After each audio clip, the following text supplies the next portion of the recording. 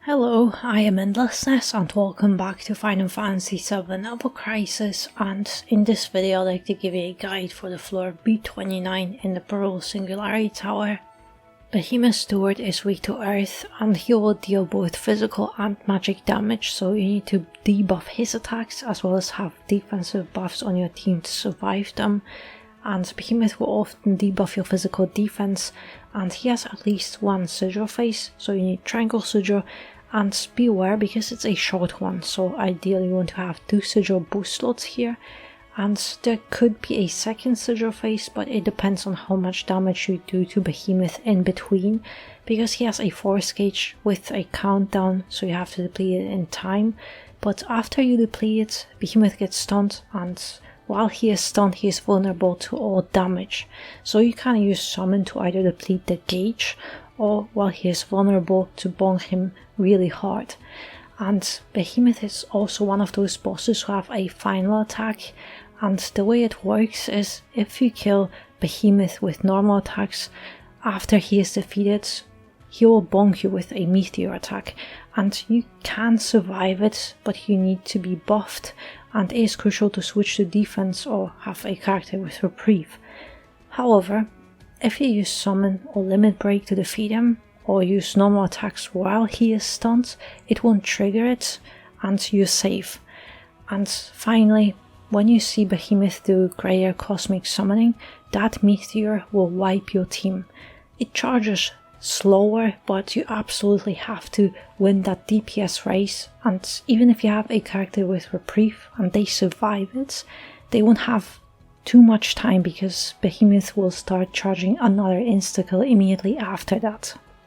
By now we have more earth DPS options, and Odin Tifa is the best physical earth DPS while Vincent is the best magic earth DPS, so if you have them you just speedrun through this battle. And Yuffie will also work great too, especially if you have her Exploit Weakness weapon, and Lucia as well, but with all those DPS characters you need something to debuff earth resistance, so it's either Angeal or Vincent, who can also debuff it with his secondary weapon. But Sephiroth is the only one who can do earth DPS while debuffing earth resistance, and especially if you have his Odin Blades that applies Exploit Weakness, he can do actually massive damage. But Aerith is an amazing healer, and if you have Kamler and Baharut, you have both defensive buffs on her already, and the other 2 characters can just debuff attack and do DPS. And Kamler is especially good with physical DPS, so either Yuffie or Tifa.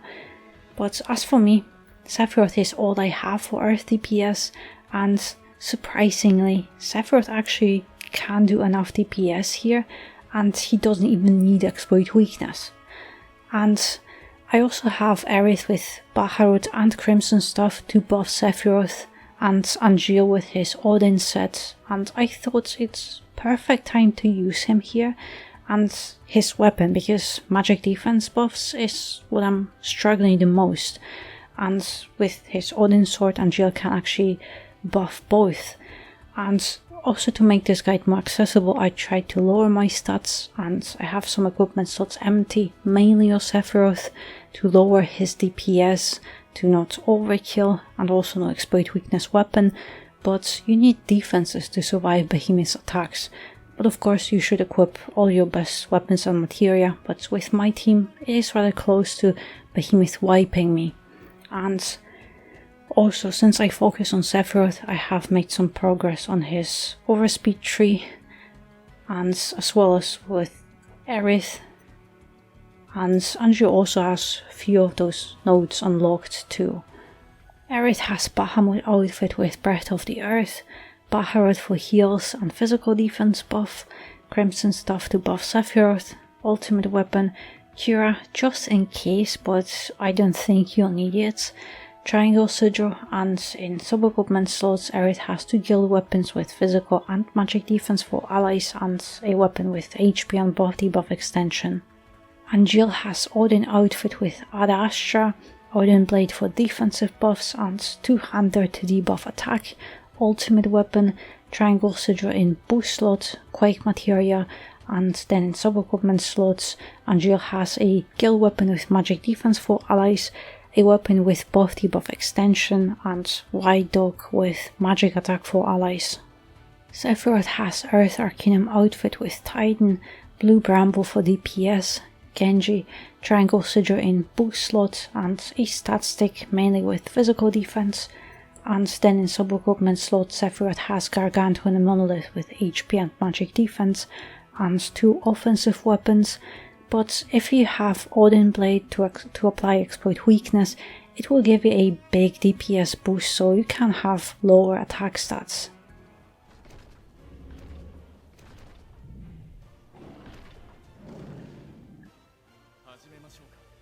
Alright, at the beginning of the battle you have more than enough time before this meteor hits you, so with Aerith I think it's best to just buff Sephiroth, because he will be just doing DPS for majority of the battle, but with Angeal, debuff attack just once and then start buffing your defenses.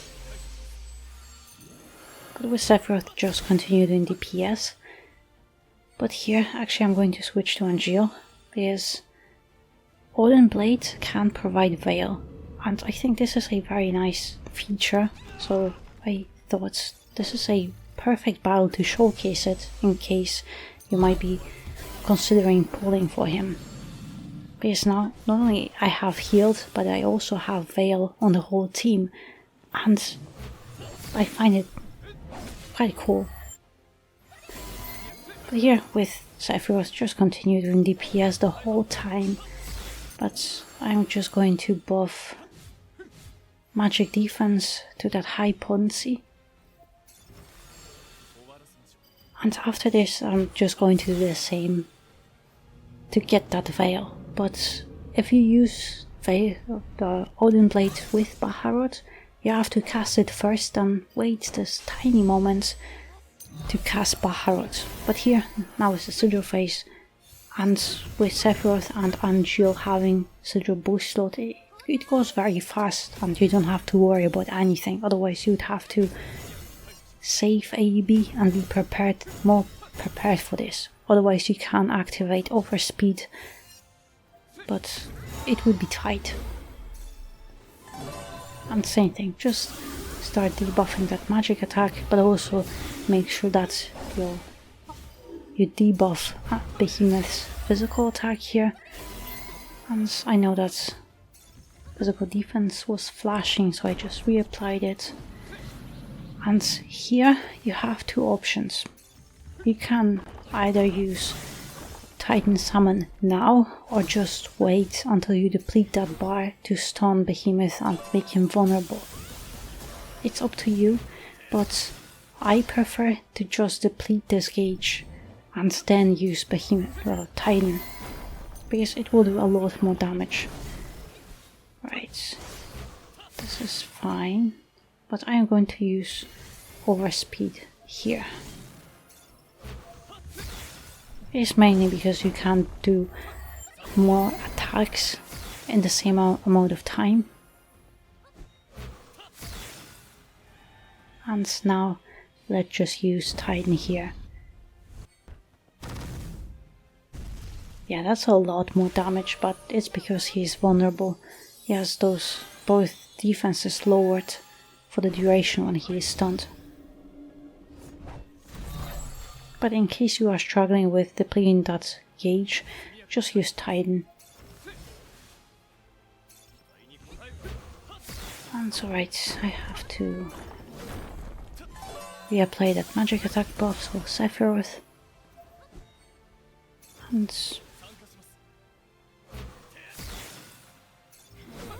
just a little bit more.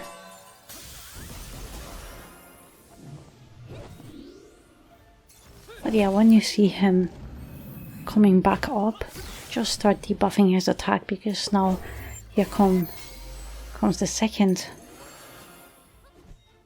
charge attack, or not yet. I'm pretty sure it should come here. Yeah, now it comes. But also on this triple slam, he will attack you a few times, and those attacks, they debuff your physical defense. So far I am safe because I'm protected by Veil, but now I have to recast it. Because otherwise every one of those attacks, it debuffs your physical defense with mid-potency, so you have to reapply those buffs. But those attacks, they are not, especially when his attack is debuffed, they don't hurt too much, so even though if you lose that buff, you shouldn't be even close to dying, so that should be fine. And here comes the second gauge, so the same thing. Just make sure that you have attack buffs active and just try to do as much DPS as you can. But here I am not going to use the Titan because I know it would be very close and that kill, it wouldn't be guaranteed. Because yes, Titan does a lot of damage, but there is still a quite big chunk of HP left, so I recommend you have to do the math and make sure that either you kill him with the summon, or just you might have to take that final attack and hope that you survive, or you have reprieve active. But here I could finish him off, but just for the purposes of the guide, this meteor, it will kill you. It'll be a wipe.